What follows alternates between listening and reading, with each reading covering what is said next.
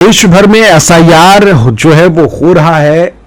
Special intensive revision के form आप भी भर रहे हैं, लेकिन सवाल कई लोगों के जहन में बहुत सारे हैं। एक सवाल जो कई लोग कर रहे हैं वो ये कि भाई हमने बीएलओ को फॉर्म तो दे दिया, बीएलओ ने आपका फॉर्म जमा किया या नहीं किया वो कैसे पता चलेगा? बीएलओ के पास इतना काम है, बहुत ज्यादा काम है, उनके पास 50 तरीके के काम है, टीचिंग भी करनी है, फॉर्म भी इकट्ठा करना है, जनगणना में भी बीच में थे, तमाम चीजें हैं, स्कूल भी चलने शुरू हो गई है। तो फिर आखिरकार एसआईआर का काम वो संभाल तो रहे हैं, और नो डाउट कि भाई टीचर है, जिम्मेदारी से काम करेंगे, कोई दिक्कत वाली बात नहीं है। लेकिन क्या आपका फॉर्म कायदे से जमा हो गया है, ये डर बना रहता है। बीएलओ साहब जो है फॉर्म आपसे लेने के बाद क्या करते हैं, ये भी डर बना रहता है।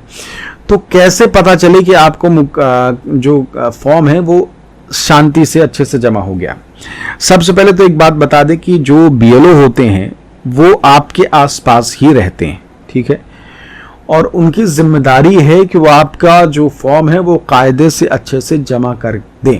उसमें कोई डाउट नहीं है कि वो आपके फॉर्म को जमा नहीं करेंगे। तो सबसे पहले तो आप अपने जहन से ये चीज़ निकाल लीजिए कि भाई बीएलओ साहब फॉर्म जमा करेंगे या नहीं। एक चीज़ जान लीजिए, बीएलओ की तरफ से जिम्मेदारी से काम करते हुए आपका फॉर्म आसानी से जमा हो जाएगा।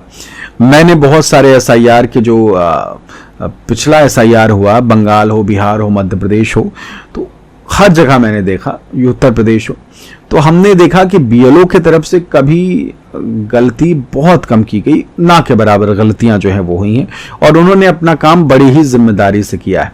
अब बीएलओ आपका फॉर्म आपके पास से ले जाते हैं, फिर ले जाने के बाद वो जो ऐप होता है ईसीआई का, इलेक्शन कमीशन का, उसमें वो आपकी जानकारी फिल कर देते हैं जो आपने नई जानकारी लिख के दी है।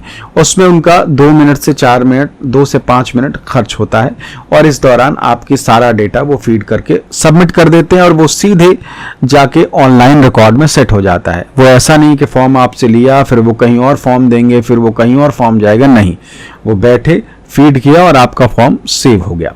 ठीक, तो इतना ही है। बिल्कुल वैसा ही जैसे आप बैंक में जाते हैं पैसा जमा करने के लिए, तो आप पैसा देते हैं और आपके अकाउंट में, मोबाइल में, फोन पे में वो दिखने लग जाता है। तो सीधा सा वही हिसाब है। तो सबसे पहले तो आप टेंशन फ्री हो जाइए कि भाई बीएलओ साहब फॉर्म जमा करे या नहीं, उन्होंने तो जमा हो ही जाएगा। और जब ड्राफ्ट लिस्ट आएगी तो पहली जो लिस्ट आती है उसमें आप अपना नाम चेक करिएगा, बहुत चांसेस है कि आपका नाम होगा ही होगा। अब बहुत सारे लोग हमसे सवाल पूछ रहे हैं कि अगर उसमें नाम नहीं है तो फिर क्या होगा? तो ये भी बिल्कुल घबराने की बात नहीं है। कई लोग कह रहे हैं कि भाई हम वोट ही नहीं दे पाएंगे, नागरिकता खत्म हो जाएगी, बाहर भेज दिया जाएगा। अरे ऐसा कुछ भी नहीं है। अगर आपका नाम वोटर लिस्ट, पहली लिस्ट आती है, उसमें नहीं है, जो कि बहुत कम चांसेस हैं, तो अगर नहीं है तो आपको दोबारा मौका दिया जाएगा। आप दोबारा फॉर्म भरिए और दोबारा जो चीज़ें ज़रूरी हैं वो करिए और दे दीजिए। दोबारा में भी इतनी ही चीज़ होती है, और तब भीड़ भी कम होगी तो आपका जो नाम है वो आसानी से जुड़ जाएगा। ठीक है, अभी तो बल्क में बहुत सारे लोग हैं, बाद में कम लोग होंगे। ठीक, तो बहुत चांसेस है। जैसे मान लीजिए कि अभी अगर बीएलओ साहब एक दिन में 200 फॉर्म भर रहे हैं तो उस समय 10 ही फॉर्म भरेंगे, है ना, तो ये चांसेस है। 10 से भी कम, मान लीजिए 5 फॉर्म, तो दोबारा आपको मौका मिलेगा। दोबारा भी लिस्ट में नाम नहीं आए तो आपको फिर मौका मिलेगा। 3, 4, 5 मौके मिलते हैं। तो ऐसा कुछ भी नहीं है, आपका नाम नहीं कटेगा। आप भारत के निवासी हैं तो कुछ नहीं होने जा रहा।